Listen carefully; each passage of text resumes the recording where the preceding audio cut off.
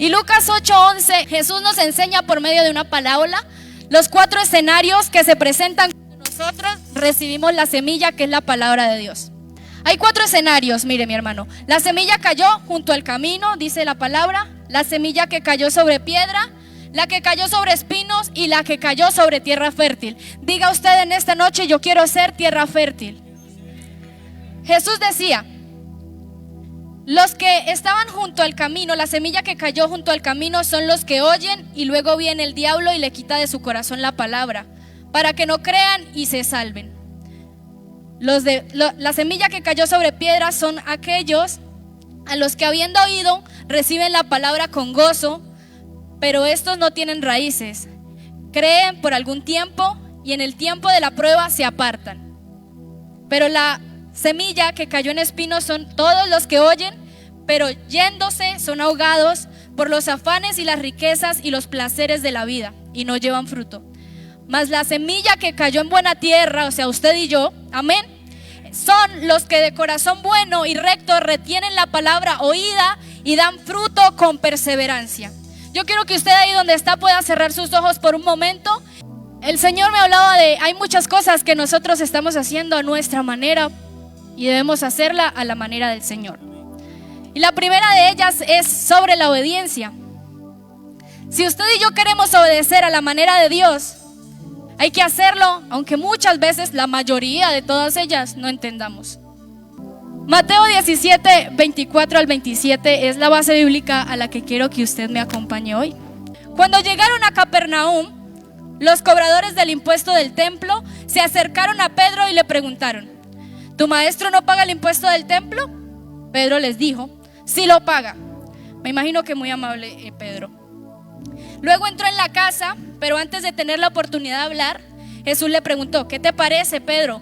¿Los reyes cobran impuestos a su propia gente o a la gente que han conquistado? Se lo cobran a los que han conquistado, contestó Pedro.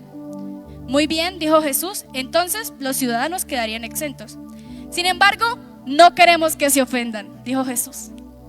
Así que desciende al lago, desciende al mar, dice otra versión, y echa al anzuelo. Abre la boca del primer pez que saques, y el primer pez que saques, allí encontrarás una moneda de plata. Tómala y paga mi impuesto y el tuyo. Y tal, el título de este capítulo es el cobro del impuesto a Jesús. Lo que el Señor me enseñaba a través de esto es que Pedro era un pescador profesional. De hecho, el llamado de Jesús es a que fuera un pescador de hombres. El llamado de Jesús y los milagros que Dios demostró con Pedro fueron en la barca, ¿cierto? La multiplicación de los peces. Pero hay algo que me parece curioso, y es que Pedro, al ser un pescador profesional, sabía que en el mar se pesca más fácil con una red. Pero si usted leyó conmigo este versículo, decía que Jesús lo mandó a lanzar ¿qué? Un anzuelo. Para los pescadores profesionales es con una red, pero para los pescadores obedientes es con un anzuelo. En ese momento, Pedro estaba tal vez pensando, ¿cierto? Como usted y yo a veces nos hacemos preguntas. Tantas veces que yo he pescado en ese mar y ahora el primero que yo saque va a tener una moneda en la boca. Eso está como extraño, pero Jesús es experto en hacer esas cosas. Había muchas probabilidades en la cabeza de Pedro, pero aún así él decidió ir. Aún así él decide dejar a un lado tal vez los métodos que él ya sabía. Él ya sabía hacer esto de una forma, pero Jesús le estaba mandando a hacerlo de otra, diferente, que rompiera sus expectativas, que rompiera el lugar, en la zona de confort en la que él estaba. Yo me atrevo a pensar que ese pez que Jesús usó en ese momento para que trajera esa moneda en la boca venía de la descendencia del mismo pez gigante que se comió a Jonás, porque fue un instrumento de Dios para mostrar su poder. Pero hay algo más interesante aún en esta historia alrededor de la obediencia. Y era algo que yo veía, y es que obedecer en lo sencillo, en algo que es tan sencillo, ve y tira el anzuelo y saca un pescado, se abrió la puerta a un milagro. Y el milagro tal vez usted va a creer que es la moneda que salió del pescado, pero no. El milagro es que cuando usted leía este pasaje, los cobradores del impuesto estaban cobrando el impuesto del templo, eran 2 dracmas de ese tiempo. Y esos 2 dracmas representaban 2 días de trabajo normal en esa época. Cuando Jesús manda a Pedro a que vaya y saque el pescado, lo que antes a él le podía demorar 2 días para poder pagar ese impuesto, 2 días de su trabajo, ahora en un momento de obediencia, obedeciendo lo más raro que Jesús le había podido hacer, él saca el pago de 2 días. Y esto a mí me habla de que cuando yo obedezco al Señor, cuando yo le obedezco, las cosas que se podían demorar 2 días, 2 años, 20 años, lo que diga el mundo que se tiene que demorar, mi Jesús lo hace en un instante de mi obediencia. Cuando usted y yo nos decidimos a obedecerle, el milagro puede ser provocado. Pero hay otra cosa aún más interesante. Si usted tiene que apuntar algo, apunte: obedecer en lo sencillo abre la puerta a un milagro. Pero también había otra cosa que el Señor me hablaba, y es que obedecer en lo sencillo es la mejor guerra espiritual que usted y yo podemos hacer en contra de la oposición y de la provocación. Yo no sé si usted se ha dado cuenta, pero en este país se está levantando tanta cosa en contra de los principios de Dios. Gloria a Dios, porque aquí habemos personas que somos sabias y entendidas. Mire, estos cobradores, así como en muchas oportunidades, tal vez usted ve en la Biblia, que venían a provocar a Jesús, a tentarlo, a sacarlo de sus casillas, ya fuera con argumentos religiosos, en este caso con argumentos sociales, de impuestos, financieros, de lo que fuera. Ellos siempre se estaban levantando y oponiendo a lo que Jesús estaba diciendo. Si él decía que era el Hijo de Dios, había oposición. Si él sanaba a un enfermo, había oposición. Y cuando usted estudia, yo no soy la experta, pero hay algo que el Señor me ha enseñado y que yo sé que usted lo conoce. El espíritu inmundo en la Biblia que se menciona para oposición es Leviatán. ¿Usted ha escuchado de él? Sí. Está en Job, está en Isaías, está en Salmos. Y cuando la Biblia lo menciona, hace referencia a que su entorno, el entorno en el que él se desarrolla, es en el agua. Y yo no sé si usted está entendiendo esto, pero Jesús mandó a Pedro. A Jesús vienen a ponérsele más bien. Viene la oposición y Jesús es entendido. Y dice: yo ya sé de dónde viene esto. Esto es oposición. Esto es oposición, esto quiere sacarme de mis casillas, pero no queremos ofenderlo. Vamos a cerrar esta puerta desde la raíz. Si Leviatán abrió la boca, entonces vamos al agua, al donde él está, sacamos el milagro, sacamos la moneda, les pagamos y cerramos su boca. Cerramos la boca del que se está levantando. Yo tengo que decirle algo de parte del Señor, y es que hay puertas espirituales que no se han abierto, mi hermano, porque usted y yo no hemos obedecido. Y no estoy hablando de cosas muy grandes. Estoy hablando desde lo pequeño. Estoy hablando desde la instrucción que nos puede dar un líder de Casa de Paz. Estoy hablando desde la instrucción que nos pueden dar mis pastores. Tal vez usted no se está dando cuenta, pero ese momento en el que usted y a mí nos dan una instrucción para obedecerla, es la oportunidad que tal vez Dios use para acelerar su proceso, así como pasó Pedro de trabajar 2 días tal vez para pagar ese impuesto a sacarlo en un momento. Y tal vez en ese camino que usted va obedeciendo, usted no sabe, pero Dios está callando la boca de esa oposición que se está levantando en contra de su llamado, en contra de las promesas que Dios ha dicho para su vida. Así que en esta noche, si usted se quiere llevar algo, es que la obediencia abre puertas a milagros, y la obediencia vence la provocación y la oposición.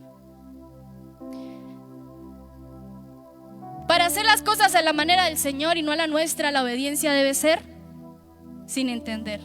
La mayoría de las veces usted y yo nunca vamos a entender lo que Dios nos está mandando a hacer. La mayoría, yo creo que un 1% podrá decir que entendió en el momento en el que Dios lo mandó a hacer algo.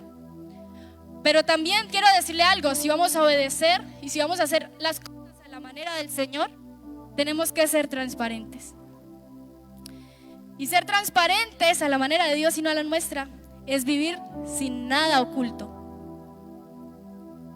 Todos nosotros hemos sido inspirados, o tal vez la mayoría, por esta frase célebre que menciona la Biblia en Primera de Crónicas, Tal vez nosotros hemos sido inspirados por esta frase que menciona la Biblia en Primera de Crónicas 21, que dijo el salmista David, en donde él menciona: no daré nada al Señor que no me cueste. ¿Ustedes lo han escuchado? ¿Y cuántos lo han dicho? No daré nada al Señor que no me cueste. Solo yo. Muchos lo hemos usado en ministraciones, lo hemos dicho. Tal vez y en este momento David lo dijo a voz de garganta para que todos los que estaban con él escucharan. Porque el contexto de esta historia, permítame se lo cuento, es que en el pueblo había una peste. Y David viene a una montaña a comprar un terreno para elevar un altar al Señor, para levantar un altar al Señor.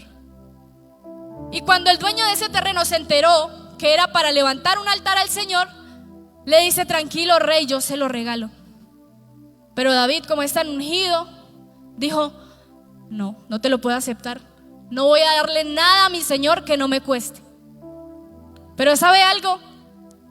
La verdadera intención de David tal vez era honrar al Señor, pero había algo más detrás de esto. Y es que la mayoría de las veces que la peste venía o la plaga venía al pueblo era porque el pueblo había pecado, ¿cierto? Pero esta vez David fue el que pecó, y David fue el que provocó que la ira del Señor viniera, y por eso él tenía que ir a levantar el altar. David en este momento, curiosamente, fue movido por el orgullo, porque la razón de la ira de Dios en esta historia es porque David decidió un día, dice su palabra, que David fue incitado a hacer un censo, a contar a todos los hombres de su ejército. Y usted puede decir: bueno, pero ¿qué tiene de malo eso? Ya más adelante lo vamos a entender. David se levanta y dice: voy a contar el ejército que tengo. La pregunta es: ¿para qué?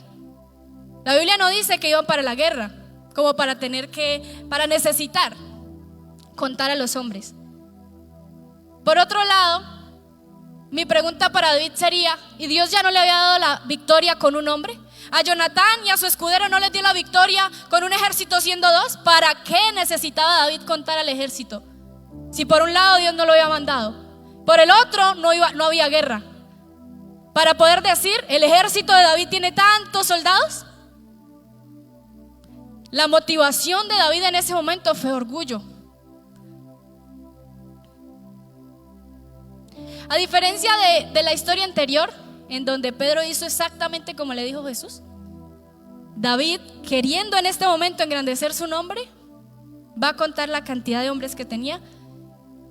Y lo delicado de este asunto es que a veces nosotros pasamos por alto que una actitud de orgullo nos puede llevar a cegarnos tanto que obedecemos fácilmente lo que ya sabemos y Dios nos ha dicho. Mire por qué fue la razón de que el Señor estaba enojado. Éxodo 30:12 dice: cada vez que hagas un censo, cada uno deberá pagar rescate para evitar plaga, y dará todo lo recogido al servicio del tabernáculo. David se levantó un día, hizo un censo, pero no lo hizo como Dios decía. Por eso no se hacía un censo a la ligera, porque cada vez que se hacía un censo, cada hombre que era censado, que tenía más de 20 años, tenía que dar un aporte para el tabernáculo. Y David no lo hizo así. Entonces después lo vemos en un altar diciendo que él va a comprar ese terreno porque no le va a dar nada al Señor que no le cueste. No, es que él ya había hecho lo que no tenía que hacer y alguien tenía que pagar lo que él no había recaudado. Entonces yo le pregunto, mi hermano, al hombre lo podemos engañar con nuestras intenciones, con lo que decimos con nuestra boca, con lo que hacemos para que nos vean, pero el Señor nadie lo puede engañar. ¿Sabe qué me parece curioso? Que aún en medio del orgullo de David, el Señor demuestra su amor. Y cuando él se levanta con esa idea loca, sale Joab y le dice: ¿por qué el Señor quisiera traer tal maldad al pueblo? No es que a David solo se le olvidó, sino que cuando vinieron a reprenderlo, él aún así siguió con esa idea, porque hubo alguien que le dijo: no lo hagas. Yo creo que en este lugar, porque sé que la palabra del Señor no es de casualidad, yo creo que aquí hay alguien al que el Señor le ha hablado una y otra vez, que esta no es la primera vez que se lo dicen, que esa no es la forma en la que lo estás haciendo, no es la que le agrada al Señor. Y a David le envió a Joab, pero esta noche el Señor le plació a usar este instrumento para decirte: ¿por qué osas pecar en contra del Señor? Porque si ya Él te ha dicho una y mil veces cómo lo tienes que hacer, porque sigues insistiendo en hacerlo de la manera incorrecta? David decide seguir con sus planes. Y más adelante hay algo que sí le rescato a David de esta historia y que todos deberíamos aprender, y es que una vez él peca, reconoce su pecado, lo expone delante del Señor y hace algo para no volverlo a hacer. En esta historia es chistoso porque Joab le dice: no lo hagas, y él le dice: vayan y hagan lo que les estoy diciendo. Traen el conteo, y cuando le traen el conteo, él dice: he pecado contra el Señor, la embarré. Aun cuando alguien le había advertido, ¿cierto? Pero ahora sí entendí que la embarré. Señor, fue mi culpa. Señor, yo fui el que la embarró. Entonces, ¿por qué estás castigando a tu pueblo? ¿Por qué vas a castigar a tu pueblo? Y el Señor, en amor, envía otro profeta, Gad.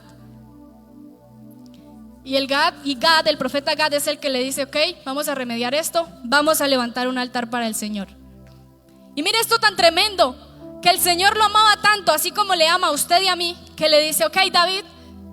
Bueno, ni siquiera fue el Señor, porque el Señor no habló directamente con él, fue a través del profeta.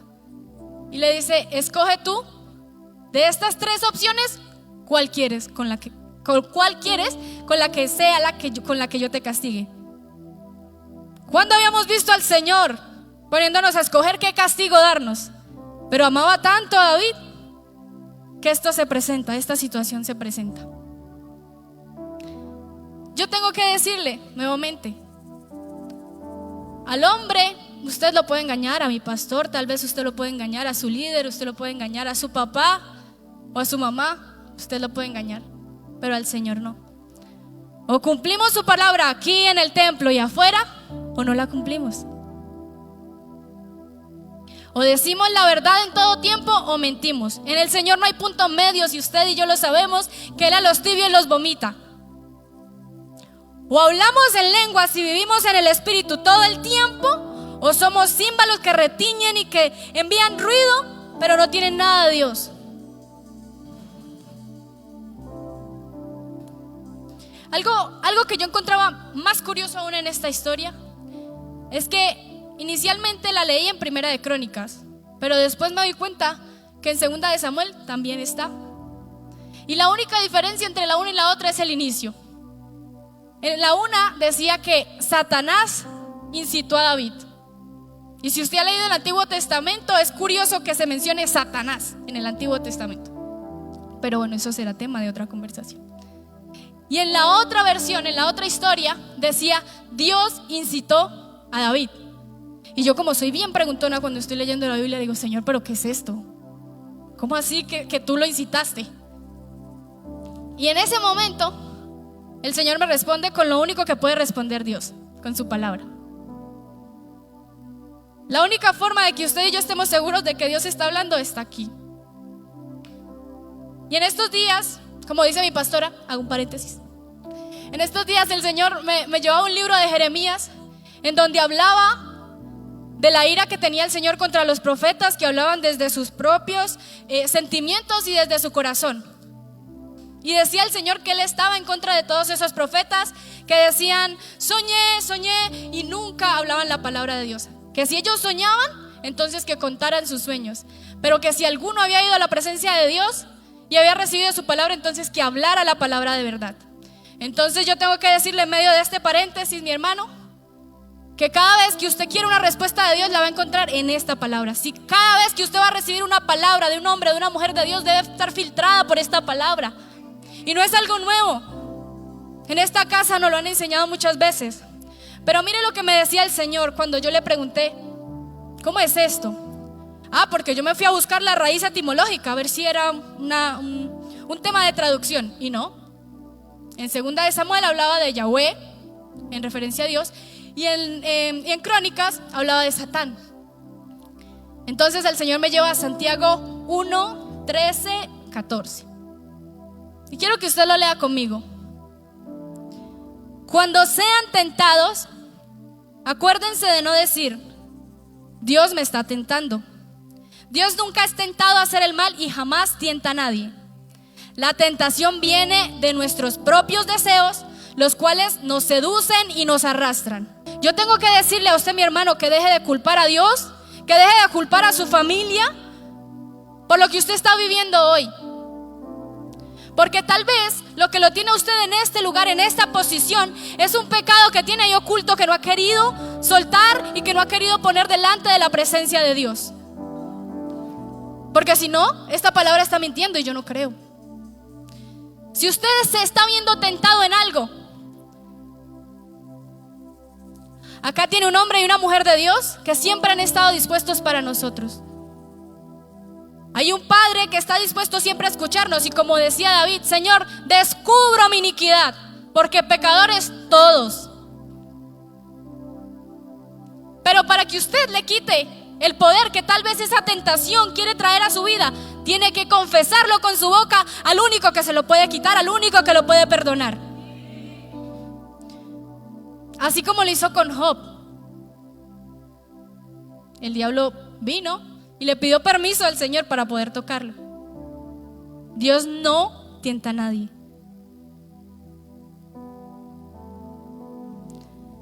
Y algo que aún me encanta más de esta historia es que David se arrepiente, así como usted y yo lo vamos a hacer en esta noche.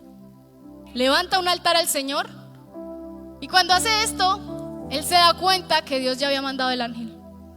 Y el ángel estaba entre el cielo y la tierra con una espada encima del pueblo para traer el castigo.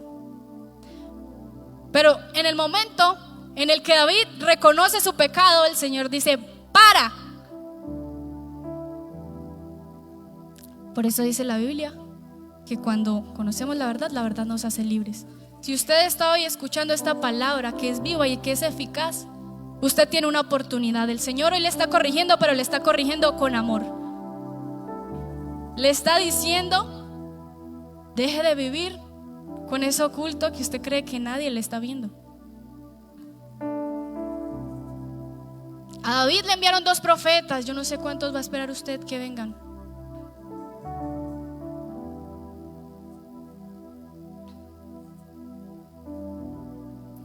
La buena noticia es que Dios es justo para perdonarnos. Si usted está dispuesto hoy a soltar eso, mi hermano, yo estoy seguro que va a venir el Espíritu de Dios sobre su vida, va a traer la convicción de pecado, se va a llevar eso que al Señor no le agrada y va a traer frutos de su Espíritu.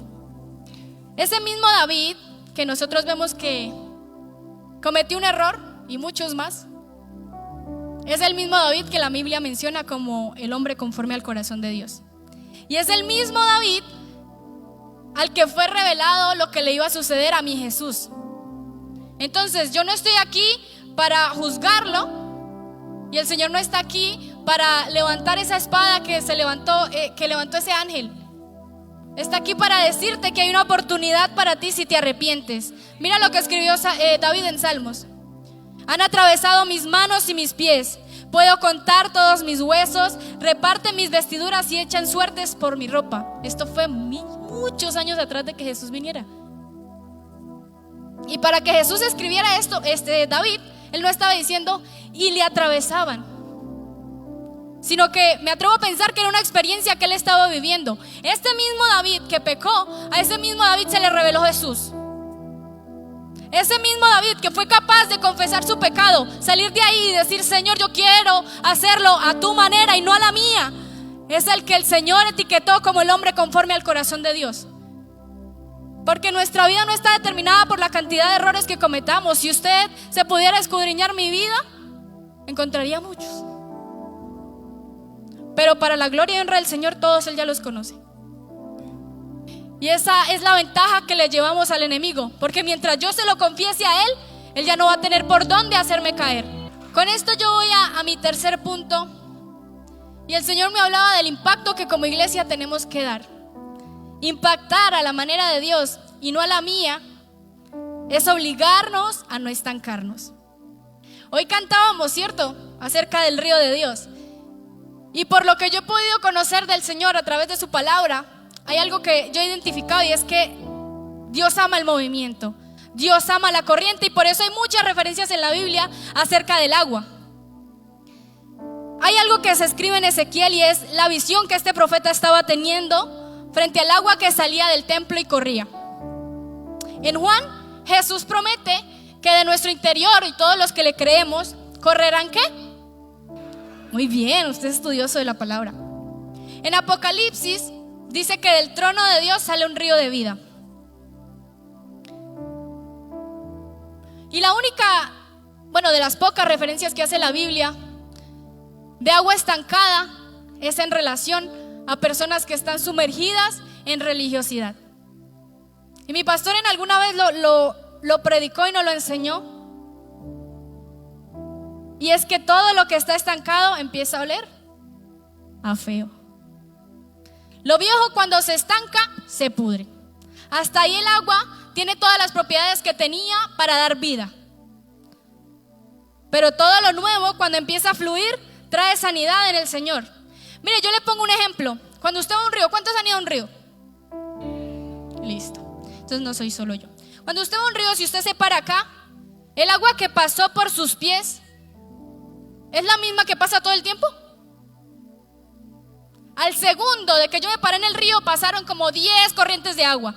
Ese es mi Señor. Ese es un ejemplo de lo que hace el Señor. El río del Señor fluye, y si usted se quedó, mire, si yo le digo cuál fue la última vez que usted sintió la presencia de Dios, tal vez me puede decir que hace un minuto, que en este momento. Pero si usted me dice, no, es que el culto del domingo estuvo poderoso, entonces déjeme decirle que usted está atrasado 5 días en el fluir del río de Dios. Porque todos los días hay algo nuevo que está corriendo. El agua está corriendo y usted se está quedando estancado, mi hermano. Yo quiero decirle en esta noche que Dios, a ninguno de los que estamos acá, porque si Dios lo trajo esta noche, yo tengo que decirle que esta palabra era para usted. Así no le guste. Dios no lo llamó, por más pequeño que usted sea o más grande que usted sea, Dios no lo llamó a ser un estanque de experiencias pasadas. Nos llamó a ser una corriente que renueva. Y hay algo que me impacta en Ezequiel. Si usted puede leer la visión de este varón y la estudia a profundidad, viene y me busca, porque a mí me encantaría hablar de esa visión. Tiene tanto. Pero en esa visión Ezequiel decía: entre más profunda es el agua, más peces hay. Y sucede que así mismo es en este planeta. Entre más profundidad hay, más seres vivientes pueden habitar en él. Entre más usted y yo estemos sumergidos en la presencia del Señor, más vida va a producir lo que hay de Dios en nosotros. ¿Cuántos saben que esta iglesia tiene un llamado para traer vida a esta ciudad? Pero eso no va a suceder si lo que está brotando de usted y de mí son gotas. Porque si vamos botando goticas en goticas, en una gotica no se puede reproducir un pez, no se puede reproducir ni una lombriz. Ríos es lo que el Señor dijo que tenía que brotar de nuestro interior. ¿Y cómo brotan ríos de nuestro interior? Si estamos en la profundidad de su presencia, si estamos tan sumergidos que de ahí salen ríos también de nuestro interior. Porque de los estanques no sale vida.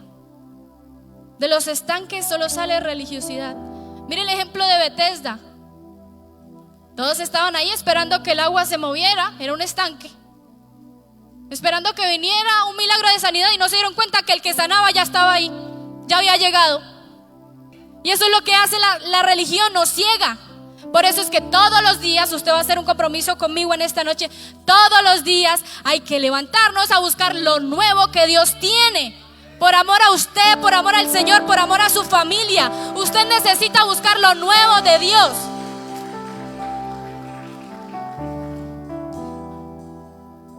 Hay algo que el Señor me hablaba y me parecía bien curioso. ¿Usted sabe cuánto porcentaje de agua tiene esta tierra? El globo terráqueo tiene 70% de agua. Y si el Señor lo que quiere es que nosotros brotemos agua, yo tengo que preguntarle: ¿cuánto porcentaje de agua viva hay en usted para dar vida a otros?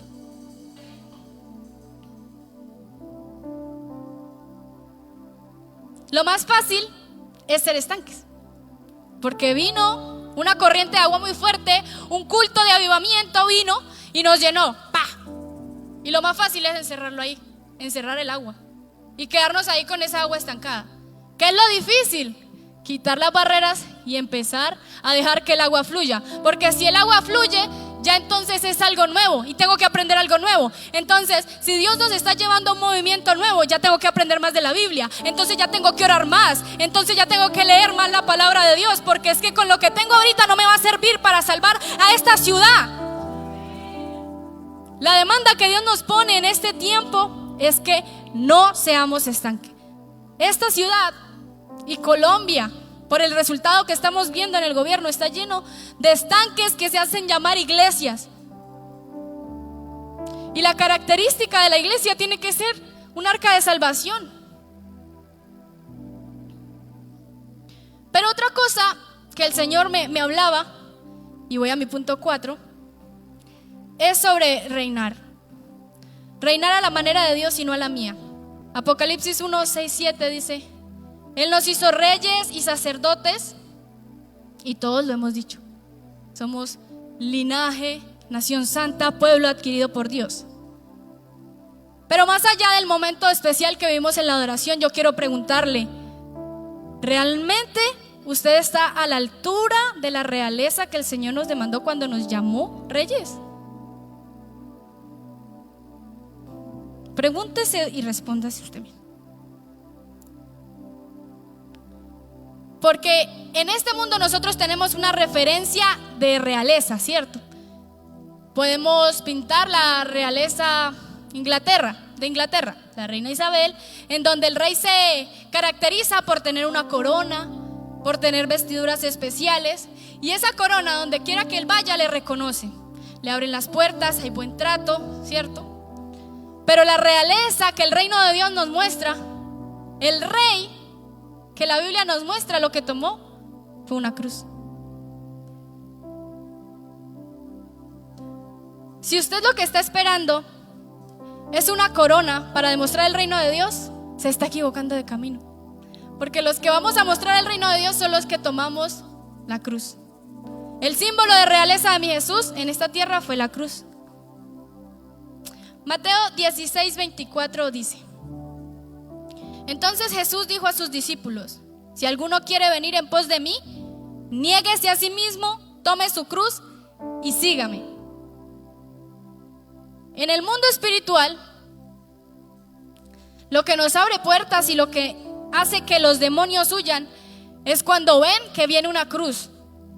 No ven que viene Ricardo, no ven que viene Juliana reprendiendo y gritando. Viene una cruz que está manchada de la sangre del que venció. Y entonces cuando ven una cruz que está caminando, entonces la puerta se tiene que abrir. Entonces la enfermedad se tiene que ir. ¿Por qué? Porque yo estoy llevando una cruz y no me ven a mí, ven la cruz. Porque si fuera por nosotros, por lo que nosotros hacemos, no, mi hermano, nos confunden con los que estamos reprendiendo. Pero es la cruz la que nos santifica, es la cruz la que nos limpia.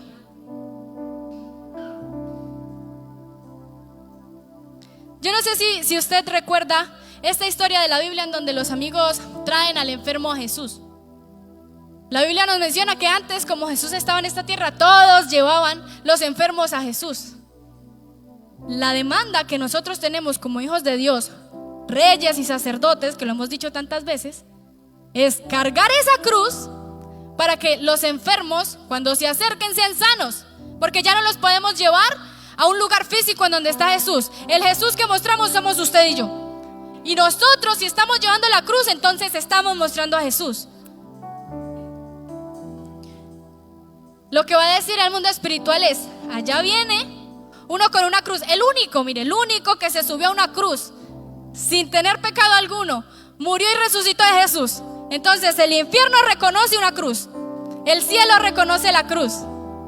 Y cuando ven una cruz viniendo, entonces el espíritu de muerte: me voy. Porque en el Antiguo Testamento, cuando vino el espíritu de muerte, en la puerta, en los dinteles, pusieron sangre del cordero, ¿cierto? Y la cruz que usted y yo, y que Jesús nos dijo que cargáramos, tiene la sangre del cordero.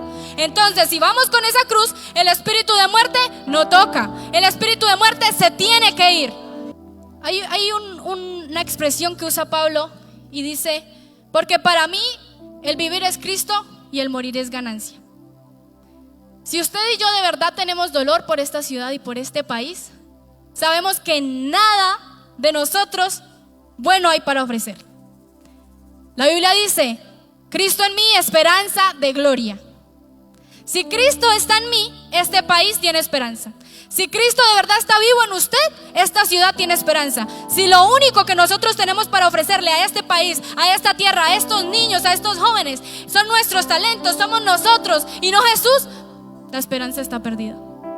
Pero si lo que está en nosotros es Jesús, Cristo en mí, esperanza de gloria. Si usted puede, por más de que usted y yo nos preparemos, por más de que usted y yo seamos muy buenos, muy santos, nada de lo que en nosotros sirve para esta tierra. Lo único que sirve es lo que Jesús puede hacer con nosotros. Yo no sé si usted puede tener de pronto la humildad de decir en esta noche que no vale nada, que lo único bueno que usted tiene es Jesús. Lo único bueno que usted y yo tenemos es la misericordia del Señor y el Espíritu Santo, que nos hace hacer cosas que nadie más puede hacer. Gálatas 2:20 dice: con Cristo estoy juntamente crucificado, y ya no vivo yo, mas Cristo vive en mí. Yo pensaba en algo, y es que si usted me pregunta para los retos que el Señor ha dicho que va a hacer con esta ciudad, con esta iglesia, yo no doy la talla. Para lo que el Señor está hablando, yo siento que yo no doy la talla. Pero es que Juliana mide 1.57 según la cédula. Pero la cruz medía, según los historiadores, como 2 metros. Si Jesús me está invitando a que yo esté crucificado con Él, cuando yo me subo a esa cruz, la estatura subió, ¿cierto?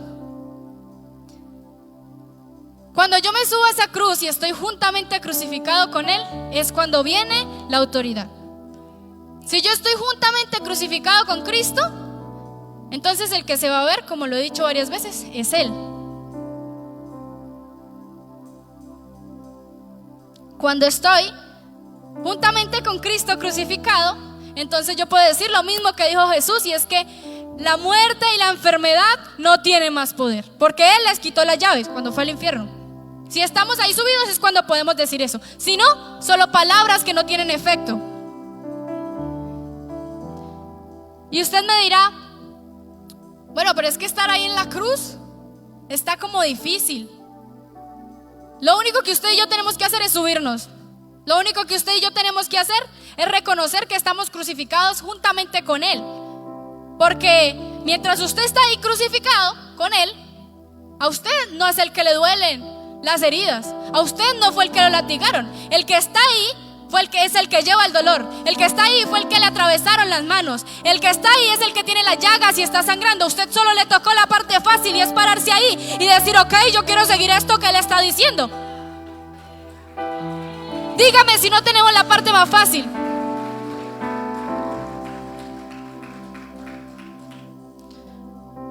Lo único que está pidiendo el Señor para que nosotros podamos estar a la altura de esa realeza es que dejemos que se vea Él y no nosotros.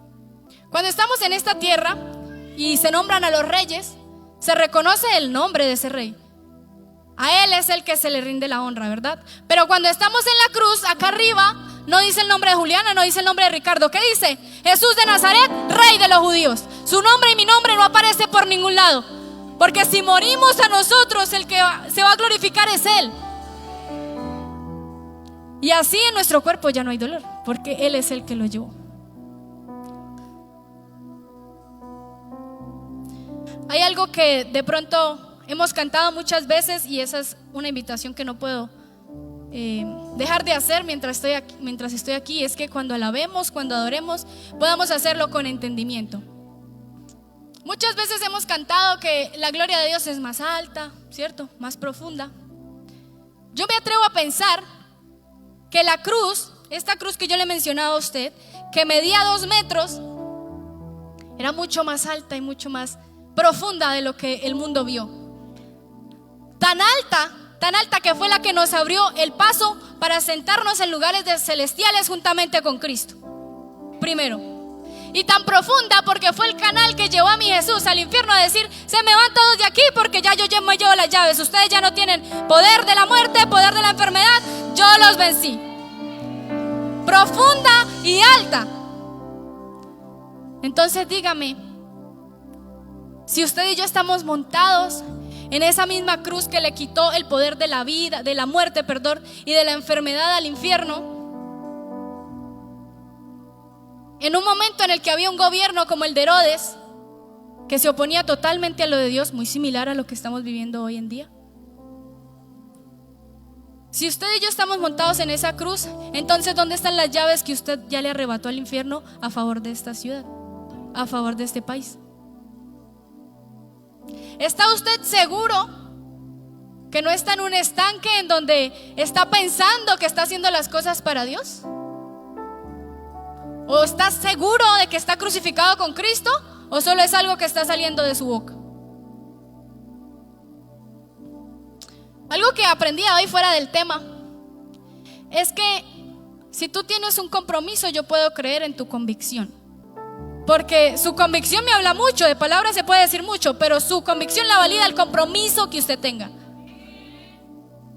Y cuando nosotros tenemos una convicción, la afianzamos en el compromiso, es que se desarrolla el carácter de Jesús.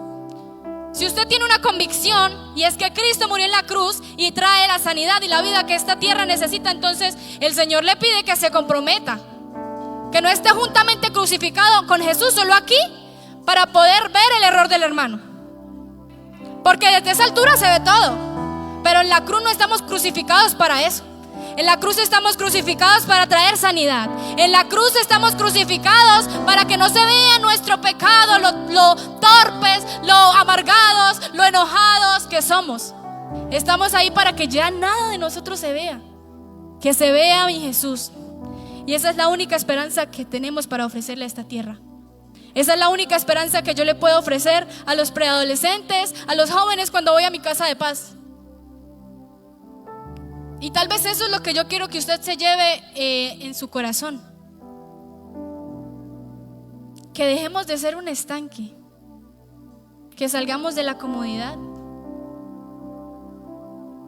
que permitamos que nuestra vida pueda estar juntamente crucificada con Cristo en todo. Tal vez usted me puede decir: no, pero es que yo ya he cambiado. Pero si seguimos aquí, mi hermano, es porque todavía nos falta hacer algo. Si no, ya el Señor nos hubiera llevado. Entonces, si usted está en esta noche conmigo, es porque el Señor le está diciendo: se trata de que vean a Jesús en ti y no a ti. Que las personas que hace rato no te ven, te tengan que volver a conocer. Y mientras te vuelven a conocer, entonces se encuentren es con Jesús. No se encuentren con Juliana, no se encuentren con Amparo, no se encuentren con nosotros. Que se encuentren con Jesús, porque el Jesús que ellos van a ver en primera vez es el que usted y yo le podemos mostrar. Y el Jesús que yo conozco, mi hermano, no era grosero. El Jesús que yo conozco no era mentiroso. Levante un aplauso al Señor. El Jesús que yo conozco, que sé que fue a la cruz a morir por mí, era un Jesús piadoso, era un Jesús bondadoso, era un Jesús que obedecía sin entender. Entonces, si se trata de que vean a Jesús y no a nosotros, debe haber obediencia, al precio que cueste. Yo muchas veces me he preguntado: ¿qué pasaría si en esta nación, sin declararlo, sucediera lo mismo que en otras, en donde somos perseguidos por pronunciar el nombre de Jesús? ¿Habrían tantos en redes sociales publicando que aman a Jesús y publicando versículos bíblicos? Yo creo que no. Pero yo tengo que decirle: si usted de verdad tiene una convicción, demuestre el compromiso que usted tiene con Jesús. Si se trata de que vean a Jesús y no a mí, debe haber transparencia, nada oculto. Ni siquiera sus miedos, ni siquiera lo que le da vergüenza. Porque mi Jesús derramó lágrimas delante del Señor, demostrando que estaba asustado y que quería que eso no le pasara a él. Así tal vez como usted puede decirle: Señor, es que yo no quiero servir. Señor, es que yo ya no quiero ir a esa casa de paz. Pero de eso se trata, de que podamos ser transparentes con Él. A Él no le tenemos que ocultar nada, porque al fin y al cabo Él lo sabe todo. Si se trata de que se vean a Jesús y no a mí, debe haber un deseo, una convicción de que usted y yo podamos ser ríos de vida para otros. Que esto se alinea a la visión que tiene esta casa. Y como yo le decía, a Dios le encanta el movimiento, a Dios le encanta hacer cosas nuevas. Y dentro de esto es que entendía por qué nuestra iglesia es tan activa, porque en la pasividad no está el Espíritu Santo. Y aunque a mí no me encantaba la idea de que seamos tan activos, tengo que decirle, esta palabra también fue para mí. Porque a diferencia tal vez de usted y yo, que no hemos manifestado nuestro compromiso al 100%, hay un hombre y una mujer de Dios que estoy segura que se levantan todos los días a ver cuál es el río, cuál es el agua que está fluyendo para traer eso de Dios a la tierra. Y ellos son los que nos están llevando y llevando para que no nos quedemos fuera. Porque es que si usted se queda con el agua de allá, ya perdió. Por eso somos una iglesia. No podemos ir unos adelante y otros atrás, todos en el mismo río. Si se trata de que vean a Jesús y no a mí, tenemos que renunciar a nuestro nombre, al nombre que tal vez tiene la herencia de la familia, al nombre con el que conocen a mi familia, al carácter con el que conocen a mi familia, a la forma en la que habla mi familia, a la forma en la que piensa mi familia, a la forma en la que pienso yo. Todo eso hay que renunciarlo, porque estoy súper segura que, como dice su palabra, sus pensamientos y los míos no son iguales a los del Señor. El único que puede traer esos pensamientos a nosotros es el que los conoce. Yo le quiero pedir que por favor usted no sea de las personas piedra, que se lanzó la semilla y entonces cuando vinieron las tribulaciones se olvidaron de ella. De los que con gozo la recibieron, pero se la dejaron robar. Cuando cruzaron esta puerta, cuando se apagan las luces, usted se dejó robar la palabra. Recuerde, vamos a obedecer al Señor aunque no entendamos nada. Vamos a vivir en integridad para Él, sin tener nada oculto. Vamos a hacer canales de vida para otros a través del río que vamos a buscar todos los días en la presencia del Señor.